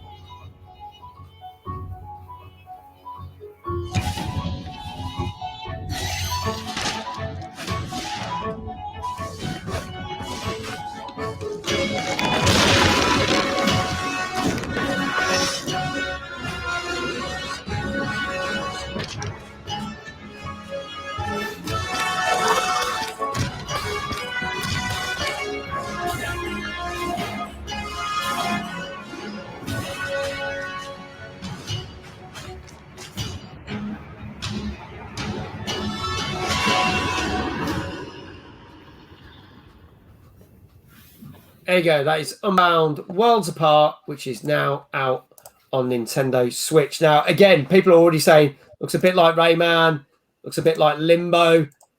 It reminds me of Ori and the Blind Forest. There's Yuka's Adventure, where you were a little ant, where you were delivering mail. It reminds me of that. There's lots of games. But it has the mechanic that you can change things. Again, we've seen games that do that, where it changes the world. There was a game called Hue, if you remember, which is also very similar, where you collected different colours and you change the colours so platforms would appear while you're jumping in midair. So there's lots of games like this out at the moment, but this has specifically come to the Switch. Reaction timing games, artwork is so cute, love it. The music, I love it. Side scroll, I love it. I'm going to say an 8 out of 10. Wardy's saying an 8 out of 10. I think even Toast was saying an 8 out of 10. I'm going to start with Diva on this. Bit of a platform puzzler one. Would you like this? I do like my puzzle games, but it doesn't look like the kind of game that I'd play. Okay. Any particular reason? It just doesn't interest me. It's not something that I'd be interested in. Okay. Not grabbing you. Fair enough. No. Chris? Yeah, I'm definitely thinking about buying this for my Switch. Yeah, I really like it. I like the way that you pull on the other world to change things around, and it looks like you can change the creatures as well. And yeah, the creatures look pretty cool. Like, you know, the one that was like going along and was on the back of it. Yeah, that was pretty cool. Yeah, I'd definitely give that a go. I'm with Ancient on this one, I think. Yeah. Okay. All right. Let's have your scores then. What do you reckon this got? A lot of people in the chat saying 8 out of 10. So, yeah, Chris, I'm going for 8. You're going for an 8 as well. Diva, what would you say? 7.5. You're going for a 7.5. Do you want to add another 0.5 to it? No. No? Okay. Well, if you had, you would have got it right. It would have been an 8 out of 10. Everyone's pretty much got that right. They said 8 out of 10. Yeah, Unbound Worlds Apart. Great game. 8 out of 10, folks. That came out last Wednesday. Our final bit of news before we move on to our final games. Just some things that have been hitting the rumour mill about certain games. So it was found in a bit of a deep dive in some notes that one of my favourite games. Oh, we've lost Diva. We'll bring her back in. One of my favourite games of all time, Halo. Yay. One of my favourite games of all time. Yeah. Actual favourite games of all time. Toast is like you finally kicked her. We did not kick Diva. She's back. It's just connection went. Never mind. It's all good. Yeah, my connection went. Don't worry. It happens. So there you go. They have done a bit of a deep dive, and it looks like there could be, back in 2018, that 343 Industries said there will be no battle royale in Halo. It looks like there could be a battle royale because a sound file was found in a deep dive where, you know, that thing when you're playing the multiplayer, you got the guy that says you lose or your team wins or you're falling behind. That guy. The words battle royale are in there. So the question is, do we think, even though 343 said back in 2018, and mind you, that is 2018, which almost feels like 10 years ago at this rate, do you think they've gone, no, we're going to chuck a battle royale in because it's very successful with things like Call of Duty and Fortnite? Do we think that's going to happen? Chris, you being a Halo fan, do you think that's going to happen? Or was it just released just to get it talked about because no one's talking about Halo at the moment? And, you know, let's face it, you know, we're still waiting for it. So, I don't think it would work so well for Halo. It's more of a team-based game. I mean, you can play Slayer mode, which is just you running around, but that's not as much fun. And from my point of view, I don't think it would work so well, the Battle Royale mode. Whether they're going to do it, hopefully not. Or if they do, they just do it as like a special week, maybe, you know. Okay. Skyhawk is saying it's one of the best gaming series ever. So you're in the same, Skyhawk, you're in good company with Chris. Notice I didn't mention me there.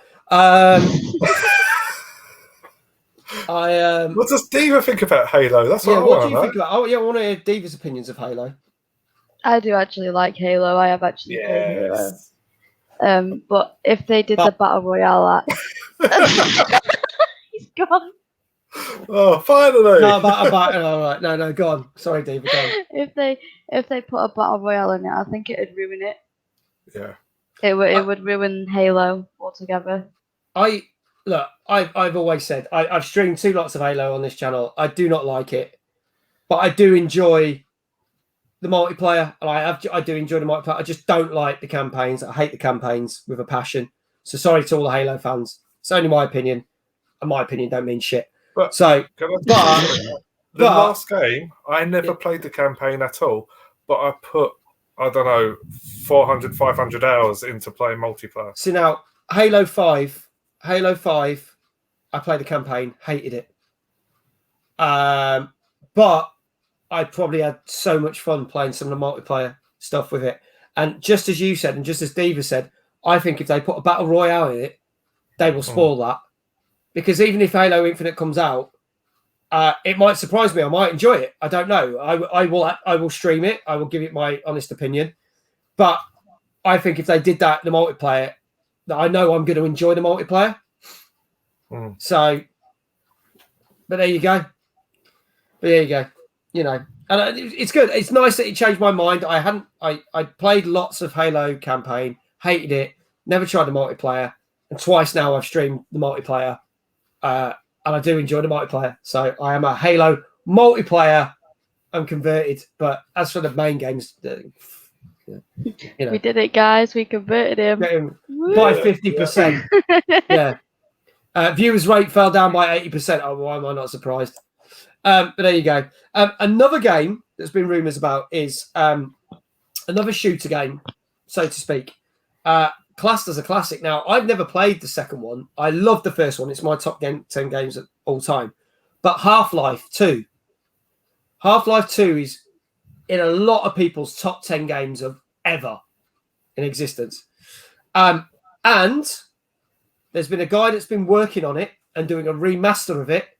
And it has finally got Valve's blessing, because a lot of people mod these games and make these games, and then the companies come in and go, no, not having it. We saw it with GoldenEye. They did a GoldenEye thing recently. That got shut down. That's not happening.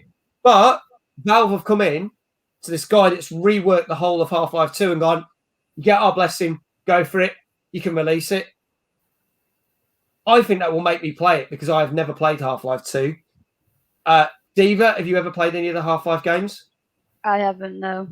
Do you know anything about them? Nothing. Okay. I will tell you, if you played them, I honestly think you would like them. There is elements of Half-Life did set a path for certain games.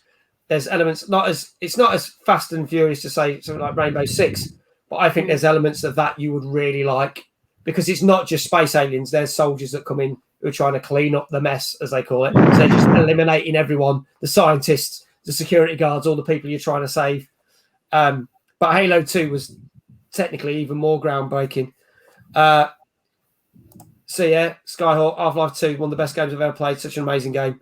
So I would love to play this. Chris, your thoughts on this? Yeah, I'm looking forward to seeing what it's like. I mean, Half-Life was one of the first games I ever played on my first PC. So that's how old it is. I mean, we're going that back and the original Grand Theft Auto for me. Yeah, 2000, early 2000 sort of. So yeah, I'm looking forward to seeing it. Yeah, just to see. So are there videos out of this guy's version? I believe so on YouTube. He's done some bits and things. It's got all the blessings. So they've said crack on with it, get it done, get it finished. Yeah, that's fantastic. That he's. I mean, to have their blessing as well. Yeah, that'd be good. It's a big thing. Yeah, I'm looking forward to it, and I'll give it a go, especially if it's out on the Xbox. Toast. Oh yeah, there you go. That's for you. Played it many games in my lifetime. Don't say that's how old it is, says Wardy. Oh, sorry. There you go. Whoops. But yeah, does make it's a pretty modern game for us. yeah, modern game for us, because I remember Pong. Boop. Boop. Boop. Boop. And everyone else is looking at us going, what the? But there you go. So there you go. That's all our game news for this week. Our last two games that we are reviewing tonight. This one is purely on PC. This looks quite interesting. This one is called Vesper. Check this out. Let us know your thoughts in the chat. Toast says, shit, am I this old? Could be worse. I don't know how old you are, Toast, but I'm hoping that I am older than you and that will make you feel better. So let's see what happens. But here we go. This is Vesper. Let's check out the trailer. Let us know your thoughts in the chat.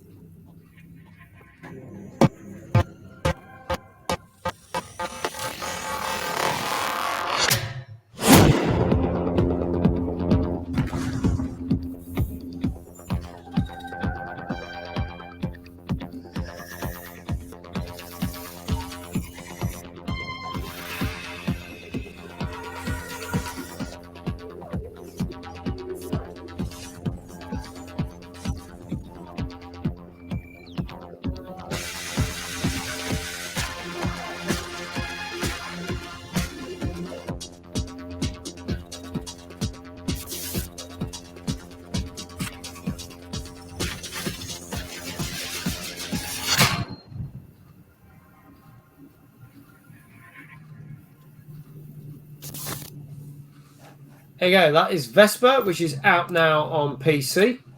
Again, a game that has got elements of other games, like we said, Limbo with a black and white effect, but then it goes into colour. Action and puzzle type game. Chris, I'm going to start with you on this. Isn't that just Abe's Odyssey with shadow graphics? Possibly. So it says 4 out of 10 looks like a Flash game we used to play on my browsers. I'll tell you what's really interesting. We got like a 4 out of 10, and then we've got a 9 out of 10. 9 out of 10. So, I think this is going to really divide really people. splits people, some of these games. Like, I'll just play Abe's Odyssey. No, I'm not interested. Fair enough. Better graphics. They've done the remakes of it recently. Yeah. No, thanks. Move on. Wardy was like, I expected a moped coming across the screen at one point. Yeah, it's going to definitely divide people. Yeah, I reckon some people will really like it, and some people just won't bother. Unfortunately, I'm in the not bothered category. Okay. Oh, Diva's gone. No, Diva's gone. She needs just to go and do something. So we'll bring her back on camera in a second. This is the wonders of technology. She can send us a private message and say, I've got to shoot off. Can I be back in a minute? So she'll be back in a second with us. People, Wardy's coming in at 5 out of 10. And she said, Abe's Odyssey is my jam. Unfortunately, the newest Oddworld game didn't do too well. Everyone was hoping that was going to be a big success this year, and it flopped without a trace, unfortunately. What do you reckon, Chris? Oh, you've muted your mic. Yeah, I've got a helicopter going around at the moment, and we had right, let's hear it. fighting. Let's hear it. Let's hear the helicopters. Let's show you that this is real. This isn't pre-recorded. I'm going to go for... I'm going to go for a 7 out of 10. Go for a 7 out of 10. Let's hear Diva's opinion on this game. What she thinks. I quite like it. Like the colours is like my kind of game because of the bright colours. You know, I like games like that. Okay. It says, did Diva change her shirt? It says Toast. No. It's still the same. It's the same top. Same Mojo top. Go on, show off that Mojo top. Hey, it's my little doggy, Mojo. If you want a Mojo top, here you go, blatant plug. If you want a Mojo top, get your merch from my store. Or you can get one of these, or you can get something else. Or a Mojo mug. Shameless plug, might as well do it. Hey, get your Mojo mugs. There you go, folks. Cheers. Or, where is it? Oh no, where is it? Oh no, where is it? Like, I've got something else, but I can't find it. I found it. For that. Hey, Matt Woody. Hey. Oh, Grim Reaper, thank you so much for the raid. Thank you for the raid. 3 people, greatly appreciate it. How are you, Grim? Great to see you. I'm going to do a. Let me do a. Is that going to work on it? I'm going to have to do it on here. Give me 1 second. All the wonders of technology. Let's give you a shout out. Oh, hang on. Would help if I could spell. Never a good start. There you go. Have a shout out. Last playing Fortnite. How was your game of Fortnite? It was going well. Thank you so much for raiding. Greatly appreciate that. Welcome to our talk show. Diva, score out of 10 for this one then, because you're liking this one. I'll give it a 9. And to answer your question, to answer your comment, Ancient, no, I did not lose it. Yes, I'm not going to say what that was. You could just read it in your chat for your own things. Wouldn't that be Lulu that would probably lose that item? That'd be more appropriate. Cheers, Wardy. Thank you. Take care. We'll see you soon. Thanks for tuning in. Greatly appreciate it. Yeah, shame I ain't got a mod in here. I don't know where all the mods are gone. All the mods are buggered off. There you go. But anyway, 1 win and some other close games, but the joys of video games. Aye. Cheers, Wardy. Thank you. So yeah, go for a high score. Chris, I've forgotten what you said now. What score did you give it? A 7. I can tell you this got an 8 out of 10. Oh, okay. So there you go. That is Vespa on PC.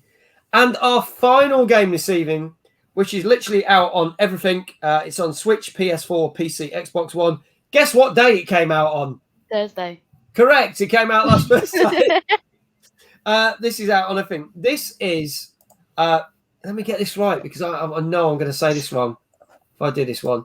This is Fuga, Melodies of Still. Wait for it, folks. Wait for it. Here we go. Here's the trailer.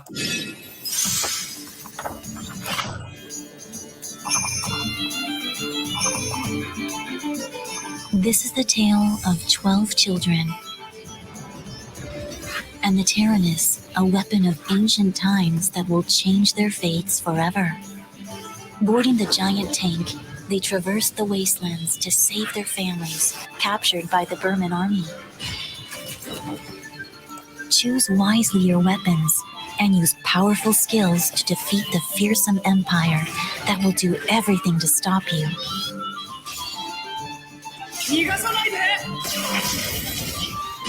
Inside the Tyrannus, let the children enjoy their daily lives, interact with each other, and strengthen their bonds.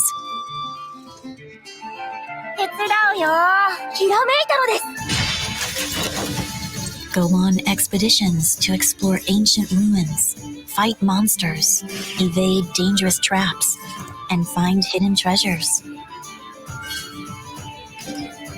To regain their peaceful lives, the children move forward, ready to sacrifice everything, even a friend's life.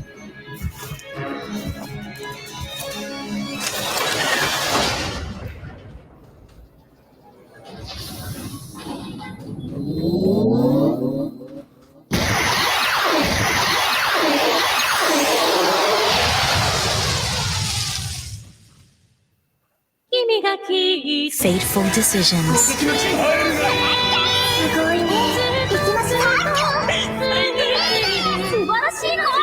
12 fragile lives.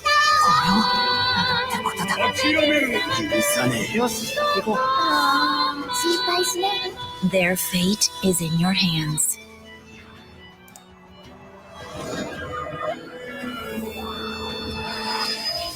Fuga, Melodies of Steel. To be released on July 29th. Available in deluxe and standard editions. There you go. So that is Fuga, Melodies of Steel, out on pretty much everything as of last Thursday. So when I first saw this trailer, I was like, oh, one of those tank-based games that remind me of what is it? Not Metal Gear. What's the one where you run along with a little guy and you jump in a little tank and go along? Metal Slug.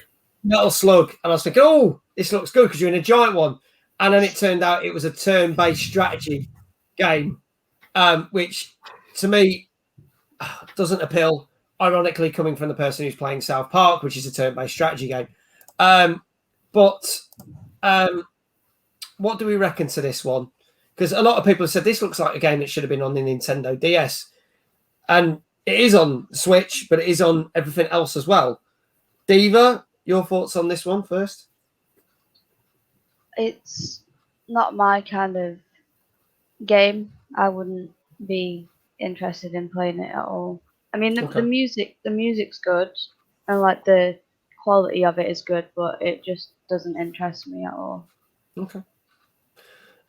Chris, your thoughts on this? I've played quite a few games like this before. Yes, it looks interesting, but children puts me off. Yeah. It's just children in the tank. Hey, let's sacrifice the other children. Yeah, it's a bit weird. Squeaky voices. After pop with children all day. I don't want to play games and then. I know that feeling. So it looks okay. I mean, I don't mind the artwork for it. I mean, they've gone for a certain style. It's like a Valiant Hearts, you know, that sort of cartoony sort of. I don't know. It's okay. I don't think it'll get a massive score, but I can see it's one of those. It's another one of those games where you're either into them or you're not, and if you're into your sort of Japanese culture and those sort of Japanese games, I mean, I really like manga, so I've got a bit of a soft spot for those sort of things. But yeah, I think it's okay. I'll probably give it a go. Okay. But I wouldn't be rushing out to buy it. I wouldn't be paying like £40 for it. No. For example. What score would you give this? I'll start with Diva. I'd give it a 7. Okay. 7 out of 10. Chris? 7 out of 10 again. 7 out of 10. Ancient obviously gave it a 9 out of 10.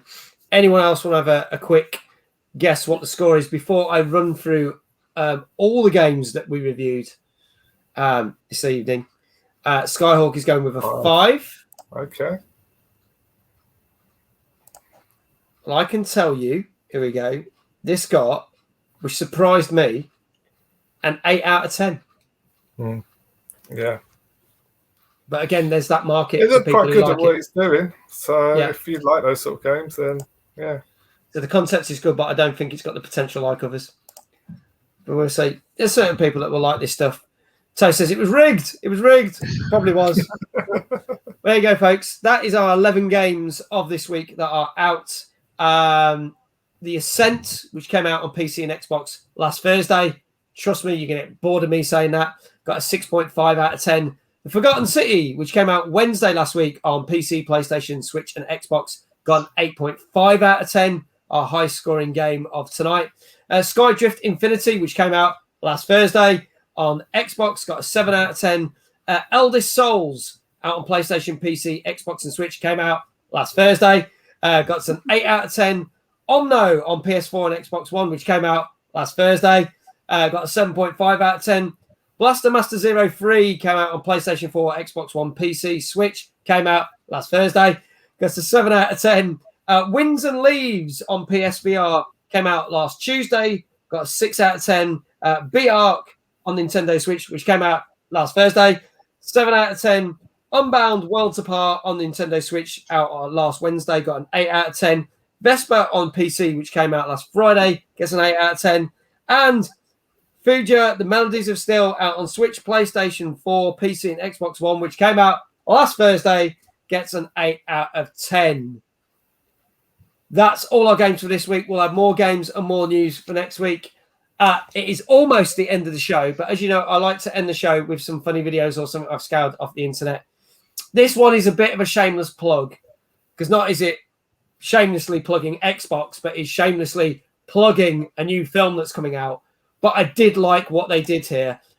Ladies and gentlemen, Xbox are proud to announce the first ever NPC awards. Here we go, folks. Enjoy.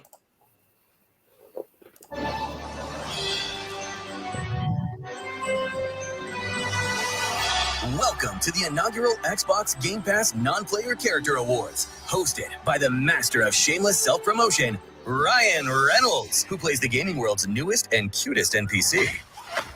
Hello there, and welcome to the first, and let's be honest, last Xbox Game Pass NPC Awards honoring the underappreciated heroes of gaming, non-player characters. I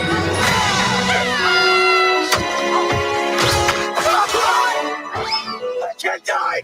I'm dead!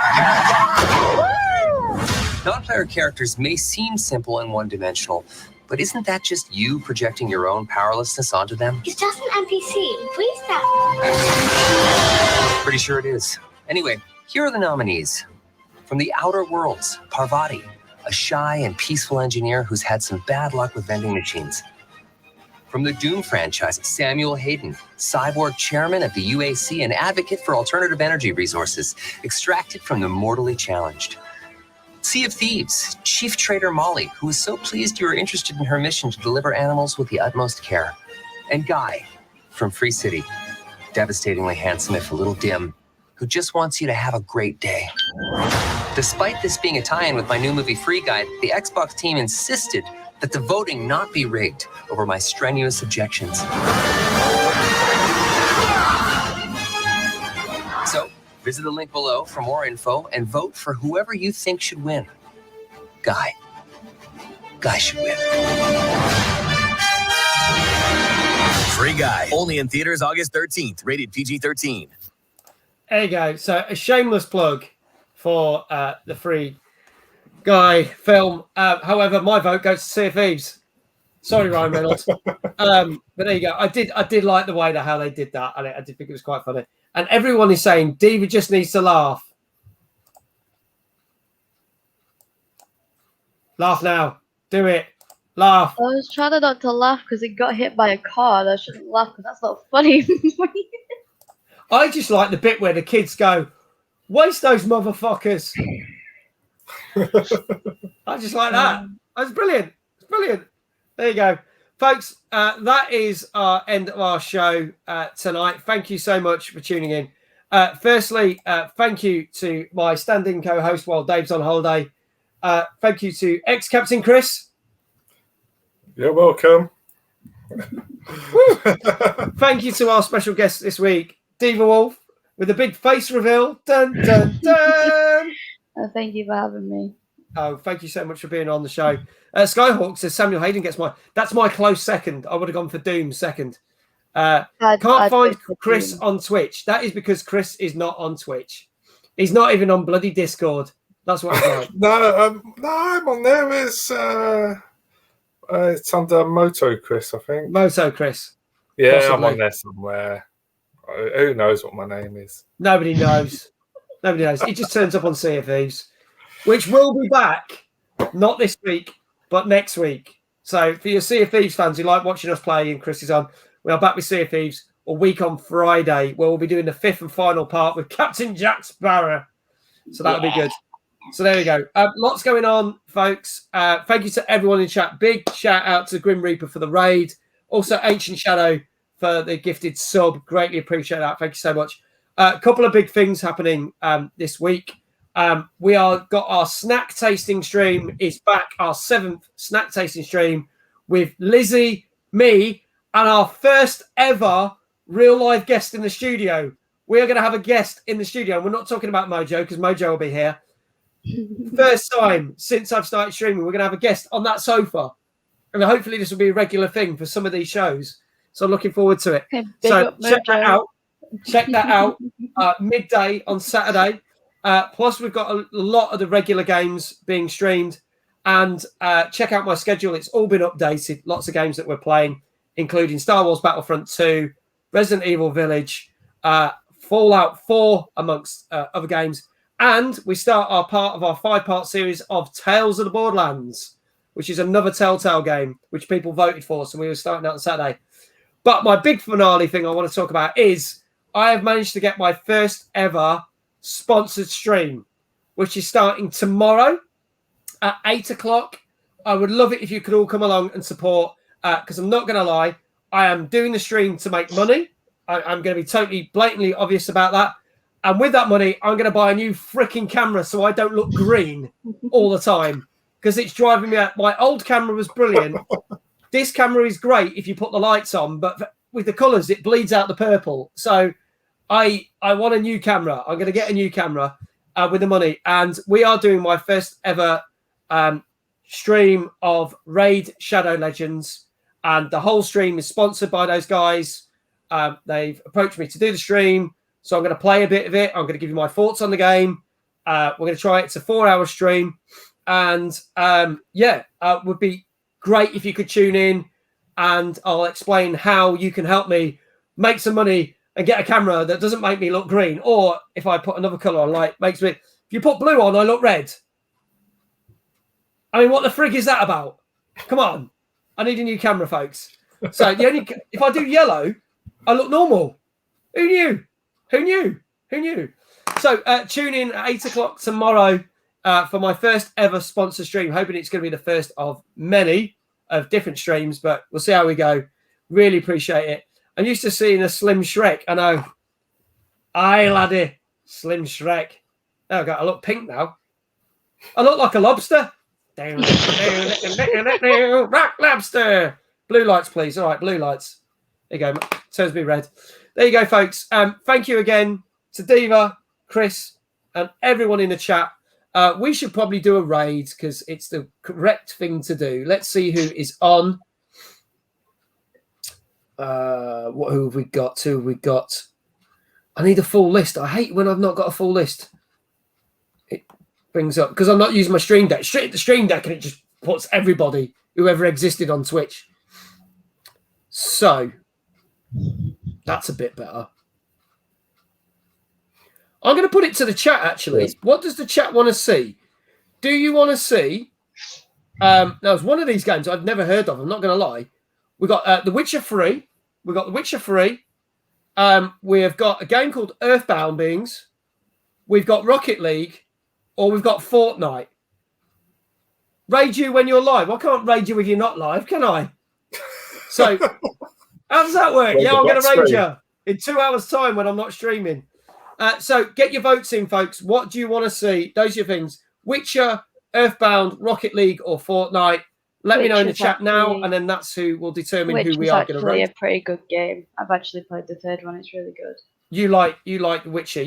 This is going to be Witcher. Lots of people saying Witcher. One person saying Rocket League. I think Witcher is going to get it. So we are going to raid Maisie Minx, who is a good friend of Chelsea Girls. She is streaming Witcher 3 Wild Hunt. I'm going to start that raid now. And that's literally going to start in a few moments. We'll raid someone that's doing Rocket League another time. I promise that. So there you go, folks. That's going to be starting very shortly. I'm going to run my end credits, and then that raid will begin. Wherever you are in the world, have a great morning, great afternoon, great evening, and we shall see you tomorrow night at 8 o'clock for some Raid Shadow Legends. Take care. Bye. Bye. Bye.